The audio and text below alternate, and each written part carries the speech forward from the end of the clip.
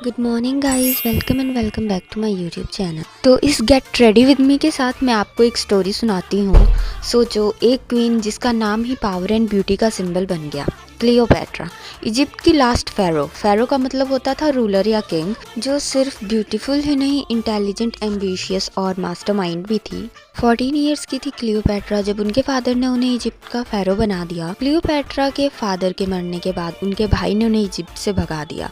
तो अब क्लियोपैट्रा को ज़रूरत थी पावर और सेना की ताकि इजिप्ट पे राज कर सके। तो ये पहुंची जूलियट सीजर के पास एक कारपेट के अंदर छुपकर और एक अलायंस बनाया। तो अलायंस का मतलब होता था पार्टनरशिप, जो कि not only romantic but political भी थी। जूलियट सीजर ने हेल्प करी क्लियोपैट्रा की इजिप्ट को वापस दिलाने में, लेकिन उस टाइम एक रानी बिना राजा के राज नहीं कर सकती थी। तो क्लियोपैट्रा ने अपने सबसे छोटे भाई के साथ शादी कर ली। तो एक साल बाद क्लियोपैट्रा को एक बेटा हुआ जो कि जूलियट सीजर का था। कुछ टाइम बाद जूलियट सीजर का भी मर्डर हो गया। सो क्लियोपैट्रा को डर था कि उनको दोबारा इजिप्ट से ना भगा दिया जाए, इसीलिए उन्होंने अपने छोटे भाई को मरवा दिया और 3 साल के बेटे को इजिप्ट का राजा बना दिया। क्लियोपैट्रा जानती थी कि उनके दुश्मन बहुत हैं, तो उन्होंने सीजर के मरने के बाद रिश्ता बनाया मार्क एंथनी से। मार्क एंथनी से उन्होंने शादी भी करी और मार्क एंथनी से उनके 3 बच्चे भी हुए। But after some times Octavian ने मार्क एंथनी और क्लियोपैट्रा के ऊपर हमला कर दिया, क्योंकि वो चाहते थे कि मार्क एंथनी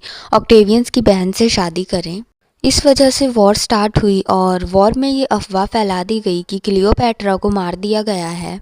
ये अफवाह जब मार्क एंथनी तक पहुंची तो इस वजह से उन्होंने सुसाइड कर लिया। तो जब क्लियोपैट्रा को पता चला कि मार्क एंथनी मर चुके हैं, तो उन्होंने गुलाम की तरह बनकर रहने से मरना ज़्यादा बेटर समझा और जहरीले सांप से खुद को कटवाकर अपनी ज़िंदगी ख़त्म कर ली।